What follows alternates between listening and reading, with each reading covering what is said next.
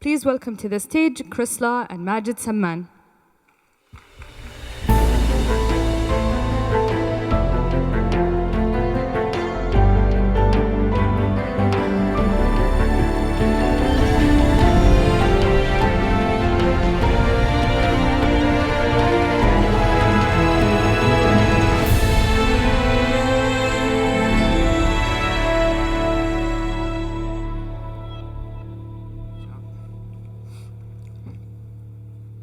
Assalamu alaikum. Welcome everyone to the third day of Tanween. Hope you're enjoying it as much as we are. Today we're going to be talking a little bit with Mr. Kris. And I wanted to ask this first question. What are you? What am I? Hi, everybody. I'm Kris. I'm a designer. Yeah, because I was going to ask you, are you a fanboy, an artist? Sort of. A designer? Yes. Okay. So let's say, who was Kris? So I'm from the UK, from just north of London.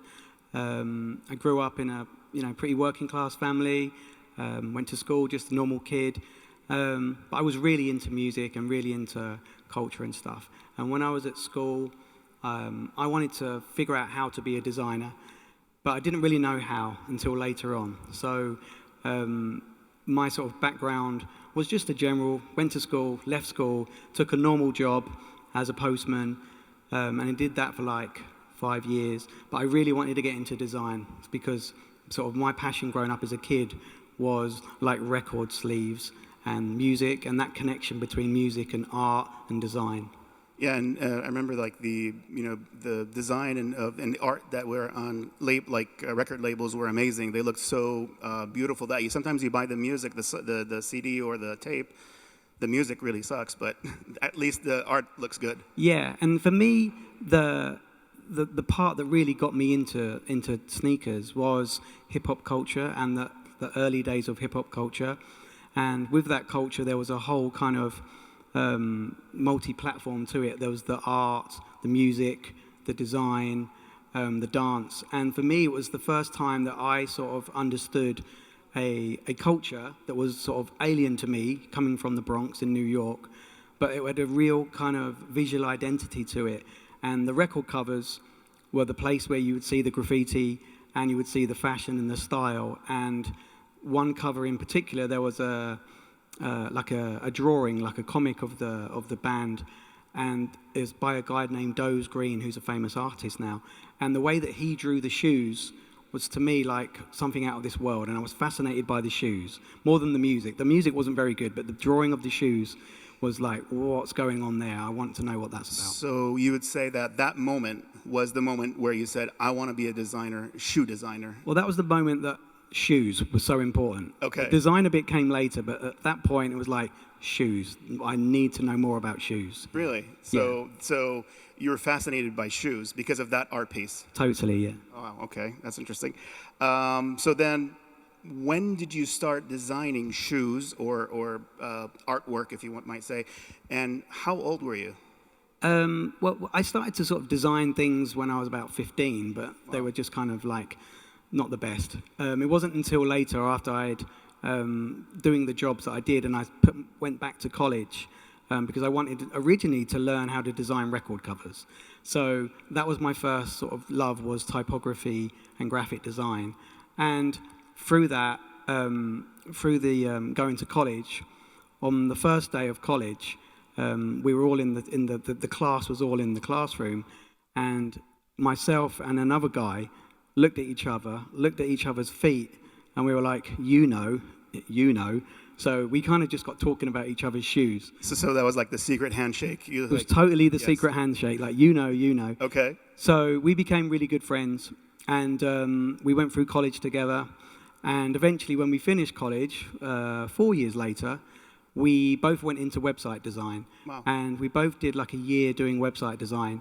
But the one thing that we really wanted to do was to try to get jobs based around our love of music and sneakers. Right. So we created a website which is Crooked Tongues. Crooked Tongues. So before we start talking about crooked tongues and all that, where did that name come from? Because when I first heard it, I was like, okay, that sounds interesting. I thought it was some kind of an idiom that they use in the UK, and I looked all over for it, but I couldn't find anything. So yeah, so the name Crooked Tongues comes from a certain specific Nike shoe, where when you would wear it, unfortunately, the tongue would always slide to the side and become crooked. So it was a bit of a joke, and also, we wanted to create this website that was actually like about talking about shoes. So it was kind of like this verbal thing. So it fitted the concept quite well. It came from, the culture, but also it talked about speaking and also, talking about shoes. Shoes. Okay. Yeah. Great. And so in that website, you were basically talking about shoes in general. Yes, totally. So the website started out as a couple of parts to it. We had a store where we would sell vintage shoes, and then we started to write features on shoes that we really liked. And eventually, we started to do advertorial work for the brands. So we started to create like mini sort of microsites within the site. And what we really wanted to do was, and this was about the early 2000s, and the web was quite new, so there was restrictions. But we really wanted to push our design work because we both studied graphic design. Was that like the .com boom around that? Yes, totally. And there wasn't really at the time any sneaker websites. There wasn't really any at that point. So we were one of the pioneers. Yes. So I just, to me, like it seems like you guys were like critiques of shoes, of specifically trainer shoes and like, New Balance, Adidas, Nike and all that. Yeah. But does it talk about design as you are designing the shoes? It did. We totally went into the design of the shoes. We talked about, we were fascinated with who were the designers. Like, because again, like thinking back when we were young, trying to find out who the designer of a shoe was like trying to find out who was the Wizard of Oz. So it was like a whole nother world that we didn't know about. So did you like do a kind of like a numbering, like this shoe I would give a rating of 8 out of 10, 1 out of 1? Kind of, yeah. Yeah, okay. Yeah, we did. And we also like to talk about the cultural side of it as well. Like this shoe was on this record cover and this rapper wore this shoe. And we really sort of went deep into that as well. So we had the story. Yeah. We talked about the design of the shoe, but we also talked about the cultural impact of the shoe. Okay. So, yeah. Which brings me to the second question is, when did the big boys came knocking? So, yeah, that was really interesting. One day, so we did this work, and the idea with the website is that we put a lot of effort into it, excuse me, and we also came from a place of authenticity, right? So we really did love shoes. And what we believe is that the way that we put ourselves across and we spoke about shoes, that it would invite people to, that maybe we could work for Nike or maybe we could work for Adidas in some type of project way. And one day we did get a knock on the door, and I remember it very well. The doorbell went, and we were like, "Who's that?" And my friend answered the door, and he turned and he said, "Oh, it's Mark Parker, Sandy Bodecker, and Trevor Edwards at the door." And you mean 3 of them at the same time?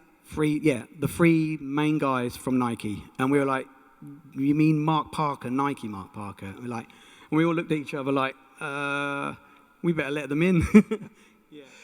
So, and your friend, that was the same friend that you met? It was another friend of mine, Kevin, who we started the website with as well. He ran the store, and he bought a lot of shoes from Japan and vintage shoes, and he was the kind of the selling guy. Right. So, the 3 honchos, those 3 big guys. 3 big guys, yeah. What did they want from you? They just wanted to meet us. They'd seen what we were doing. They were interested in the way that we put ourselves across and the effort that we took in the editorials and the design. And they just like, look, we really want to chat with you guys because we have a lot of agencies that do what we ask them to do. We don't ask you to do anything, and you deliver much more than they do, and it comes from the heart. So it really sort of struck a nerve with us that we were like, wow, that's a compliment. And at the same time, we didn't feel precious to really give them feedback that was candid and said, we like this shoe, but this reissue, when they remake a shoe from the past, you got it wrong. And they were like, oh, no one really tells us that, and we appreciate you being very truthful with us. What can we do to kind of, we work with you guys? So it was a really interesting like conversation. So you were working with them as consultants, not working in their offices. That's right. Yeah, we did the same for most of like Puma, New Balance, Adidas. We became like kind of cultural consultants, if you want to say. Right. That's right. Yeah. So then that brings us to when you actually went and worked with one of the biggest? Yes. Well, the kind of what we did was we started to do collaboration projects, right? So I've always wanted to do, at the time, I really wanted to get more into design around product. So when you get the opportunity to do, some collaboration projects with them, we really went to town. So like what you see on the screen was one of the collaborations that we did with New Balance, where we designed the shoes around a narrative, but we also did the packaging, because we had the skill set to do all that stuff. And we put, I think the cost of the boxes was more than the cost of the shoes, because we really wanted to sort of show what we could do. Honestly, every time I see this picture, it's mesmerizing me. I just love that piece of art. Yeah. Who did that? So the 4 paintings were actually at the time, I spoke earlier about the website. We had a forum on the website, and that forum became a community, like a global community. And one of the guys in the community was an artist from Philadelphia whose name's BJ. He's a very famous tattoo artist, and I'm still really good friends with him now. And I sort of briefed him. I said, "Can you paint these 4 characters?" So he did the watercolor paintings, and I designed around that. So it was like a collaboration with me and him, plus me, him, and the brand.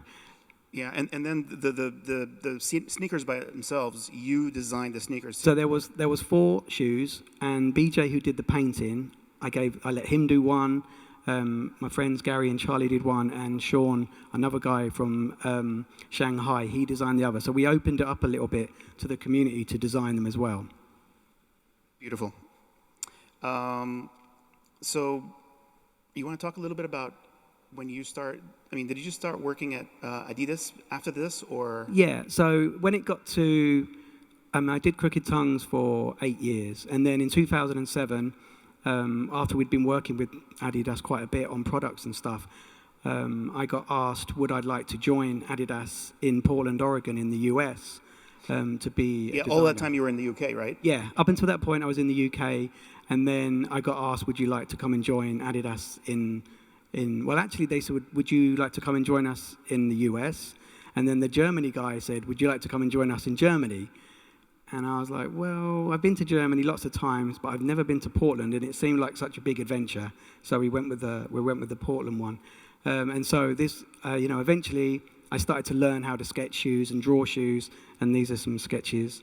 So I was self-taught in that sense that I was brought in to do like color materials and graphics, but I really, really wanted to actually design the physical shoes. So I taught myself, and this is kind of some of the sketches.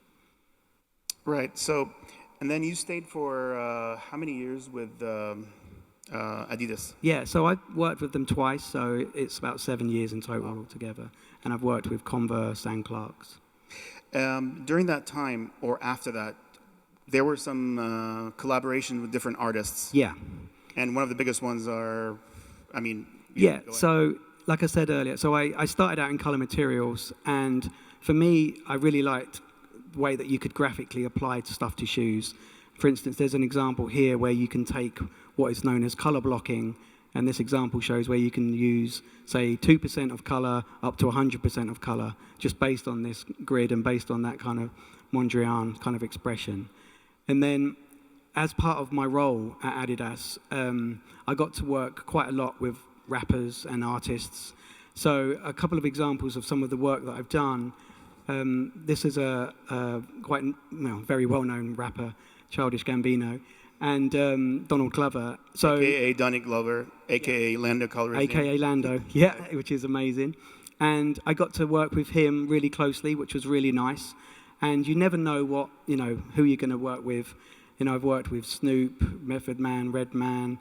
So all your childhood heroes that you used to listen to. Yes, I've been quite lucky in that sense that I've worked with quite a lot of them. Yeah. But I wanted to show this project because this was a really interesting one, because a lot of the time, rappers want really over-the-top shoes. Like, I want to stand out. I want the most expensive leather. I want gold. I want this. With Donald, he wanted something that became very personal. So he wanted to work on a design that when the person that wore them, that it's almost like they contributed to the design as well. So he wanted a shoe that as you wore it, it would get dirty and you wouldn't worry too much about getting it dirty. And he wanted a shoe that as you wore it, it gained more and more kind of character. So we both worked together on the design, which was a white canvas shoe, and I left the edges raw. We created the laces in canvas, which is not something that you normally do, so the laces would fray when you would wear them. And also, he was interested in hidden parts to the shoe. And he said, I'd really like to put some gold in there, but I don't want the gold to be in your face. So listen to the way that he talked and the way that he sort of spoke to things. I felt quite comfortable to suggest ideas. And the idea was to take gold eyelets. And if you sort of see there, the eyelets were put in backwards. So the gold was on the inside of the shoe, and you wouldn't really see it. But the raw side of the eyelet was on the outside. And that kind of added to the mystery of the shoe. And then as you did wear it, this is the video on the left of him. He would wear the shoes in the art studio, and they'll get paint dripped on them. And we actually, when we designed the shoes, the stripes were applied by hand-painted stripes, and they were painted over the eyelet. So it felt a really kind of crafty type of way.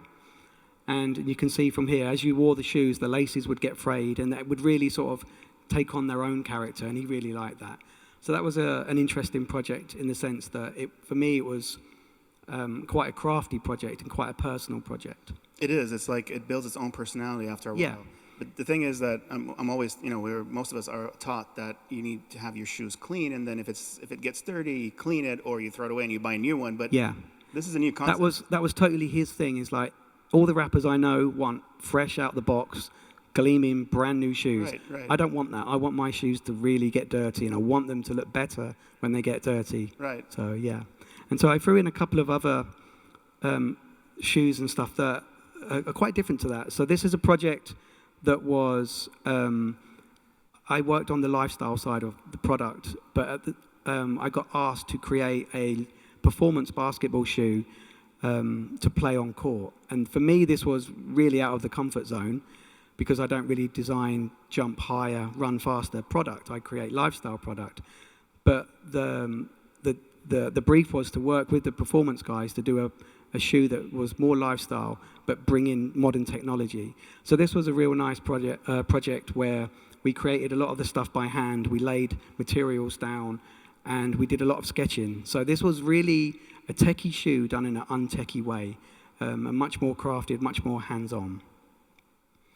And then there's other stuff where you get to play with color and materials. And I think I want to show this example where you can take some heritage kind of hiking shoes and work with vulcanized construction to really play with colors and the purples and the greens from that kind of look. And then also, for me, outside of the sports product is still lifestyle product. I worked for Clark's Originals, and I worked for the heritage side. And I really like heritage brands. And for myself... I'm sorry, Chris, what's the heritage site? The heritage brand. Oh, the heritage brand. Yeah, okay. So Clark's Originals. So after I'd lived in America, I moved back to the UK, and I lived in the countryside. Okay. And worked for Clark's, which is in Somerset, which is a real small town, and there's lots of cows, and and it was really cool. But it's a really archival company, and I got to work on the 65th anniversary of the Desert Boot, which is Clark's most famous shoe. Right. So it's really nice to show the comparison between a modern basketball shoe, but also a really classic, iconic, crafted shoe. And when you work on designing a shoe, it's not just the colors and how it looks. It's actually that and the function, the material that you use, and how it feels, how it ages when you're wearing them. Yeah. So that brings me to another question here about sustainability. I mean, are you conscious or aware that you need to be using different material? Yes, I mean, what I've sort of found in the last couple of years is that suppliers and people that supply the materials, they're really pushing for brands to be more sustainable. The brands are pushing to be more sustainable.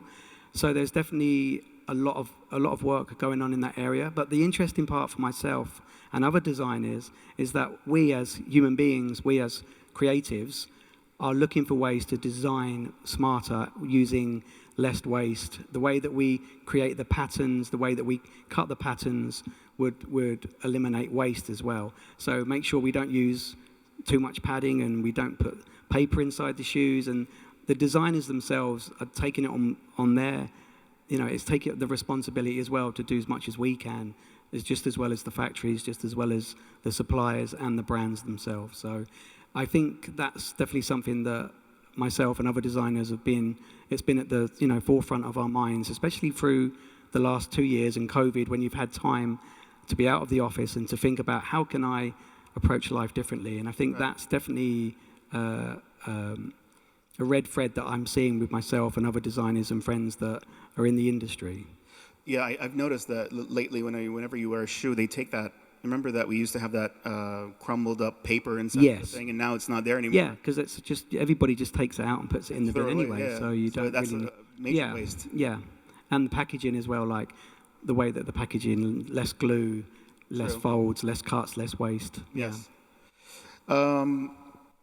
So from a partnership, so most of what you've been working on with partnering with hip hop artists and in the music industry, and that was just. And then you showed us one project that you worked for the sports area, like for basketball. Yeah. But you've worked more on that, or was it just that one-off project? There's times where what we do is you'll get like the lifestyle team will partner up with a performance team. Okay. So you bring a different perspective because there's like different years of experience, right? So different types of construction, different types of material usage.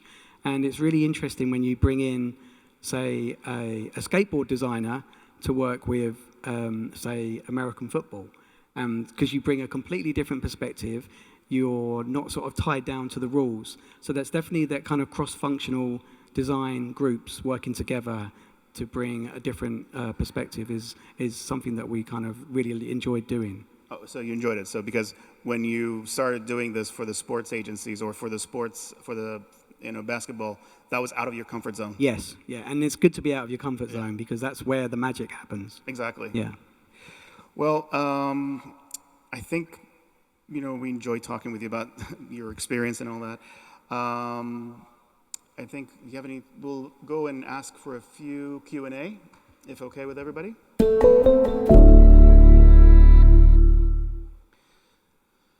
So I have a few questions, but I'm just going to wait if anybody has a question. So, having designed so many shoes over time, what's your favorite shoes that you wear for your go-to or your daily, or the thing that you feel passionate about having? Is it something that you design or something that somebody else designed that you go like, I wish I would have done that or thought about it? That's a really good question. Generally, shoes that I've designed, I don't wear because you went through so many rounds of samples and you drew it 50 times. It's like if you are a chef and you make a certain dish every day, when you get home, you don't want to cook that. So for me, I don't really wear. I have worn my own shoes, but I kind of get a bit bored of them by the time they're finished. But what my favorite shoes? That's a really hard question because I've got so many that I could probably get changed 4 times. I change my shoes 4 or 5 times a day sometimes, just for fun.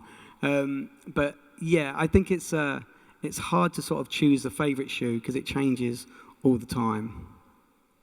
Going a little bit on his question, whenever you're walking down the street and you see somebody else wearing a different shoes and different designer, do you get jealous? I don't get jealous. It's always good because I know a lot of the time I'll see shoes and go, that's one of Chris's, that's one of Sarah's, that's one of So you know who designed it? Yeah, a lot of the time I'll know, even from other brands. Like it's quite a small world. Is it? Yes, the footwear design world. Footwear design is quite a small world, right? I don't know who designed those ones. Hey, see, yeah, it's not a small world. It's Cole Haan. Cole Haan. I know the boss. Okay. But I don't know who designed that shoe. But I know who his boss is, or her boss. Okay. Question? Here? Sorry, I put you on the spot asking you for this. Oh, no, I answered it good. Hello. So my question is, from all of the kind of apparel that we wear, we have a lot of different things that you could have gone into designing, and with like shirts or pants or anything else, you would have had more space to design more. Why was it shoes or footwear that really, got your attention, and what is special about shoes, do you think? That's a great question. I was talking to a friend earlier on today about jobs. If you were an apparel designer, there's probably 20 jobs, 30 jobs per one footwear designer. And I think the challenge for me was, I like apparel as well, and I have designed apparel. I'm not that brilliant at it, but I can do it. But I think the thing with the shoes was, because it's like a 3D, it has an outsole, it has lots of different parts to it. The challenge was like, I have no idea how to design that, where I could probably figure out how to design a shirt quite easy. So I think it was more of a challenge. And I think, not so much nowadays, but growing up, I'd always start with shoes first. So you dress from the floor upwards. So it's like, what goes with the shoes, not like, what shoes can I wear with this shirt? So it was always the shoes first. So I think that's why my focus was always on the shoes. And I think they are quite graphical, and my background is graphic design. So the colors and the panels and the way that the panels connect to each other, for me, is more exciting than a shirt or a pair of pants. That's a very good question, actually, because I was going to ask the same question, and it makes sense when you said 3D design. Because if it's an apparel, if it's a T-shirt, it's just a 2D design, and that's it. And what is interesting, though, is like with apparel design, a really well-designed jacket will drape in a certain way. And one thing that we don't talk so much about on footwear is actual drape on footwear as well, like how much padding you put in the collar. Certain materials will lay a certain way, some are much different, some are more comfortable. So you have to think about how, you could design a shoe in 2 different types of materials, and it will feel different on your feet, and it will look different when you've worn it like 10 times. Right. So you have to think a little bit like an apparel designer with drape, and that's something that you don't always know from the beginning. It kind of just comes along.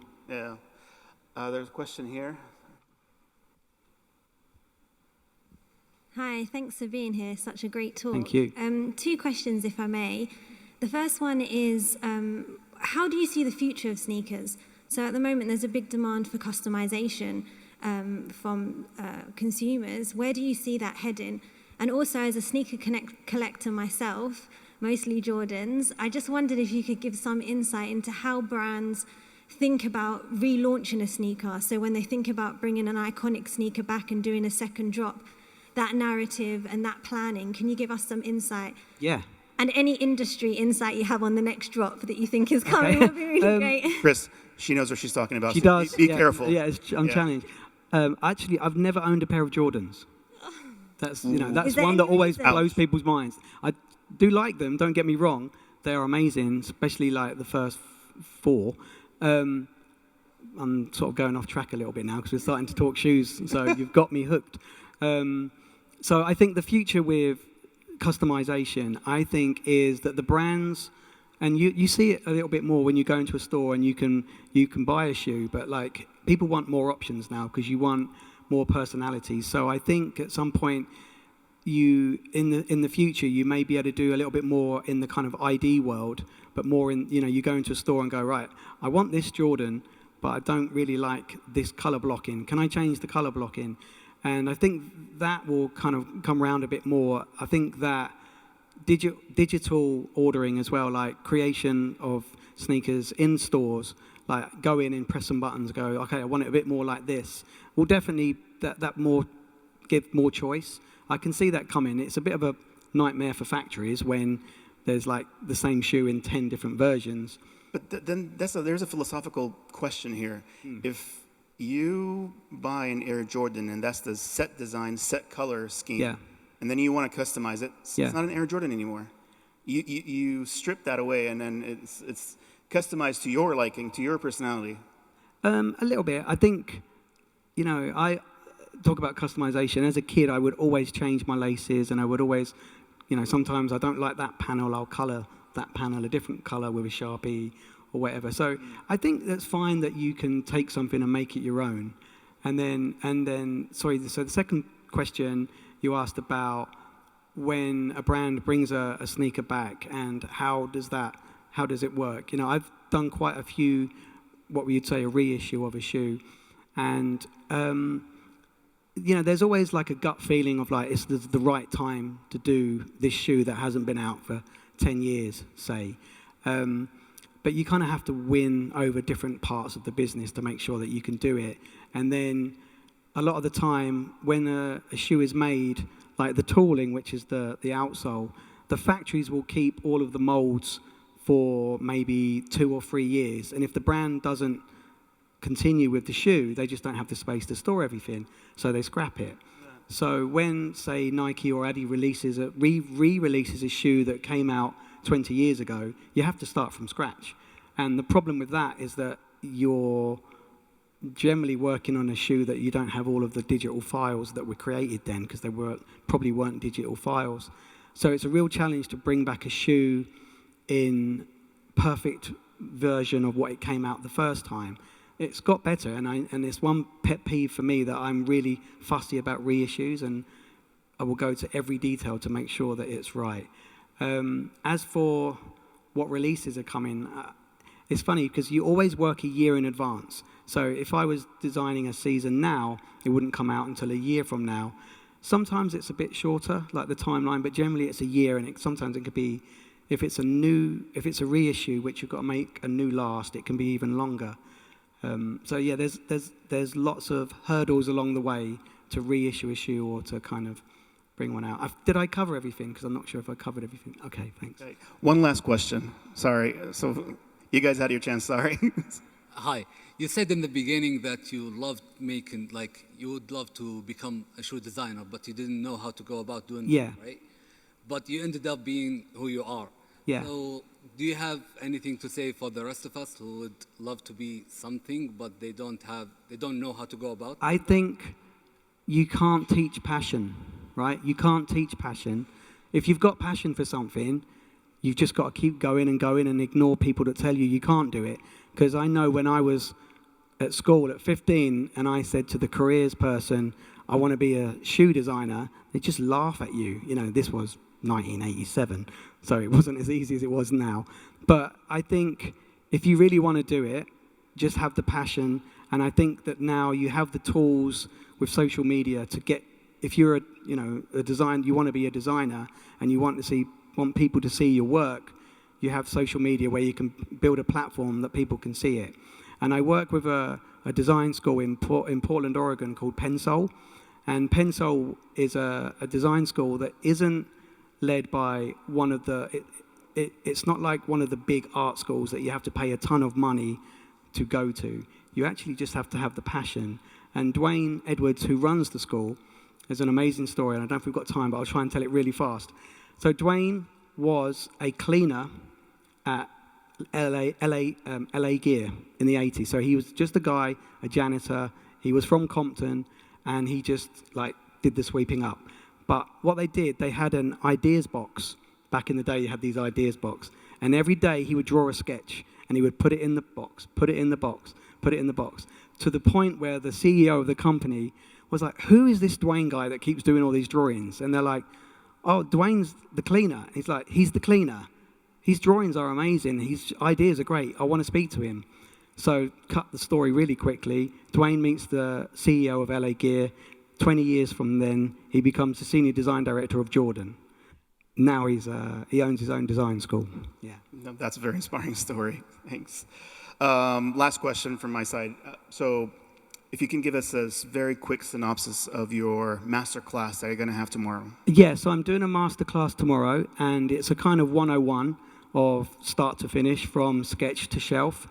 And what I'm trying to get with that is to sort of share my experiences of within the industry and my experience trying to get into the industry, And then I'm interested to see who's going to show up and what they're going to bring, because there's guaranteed there'll be some creatives there that can draw way better than me.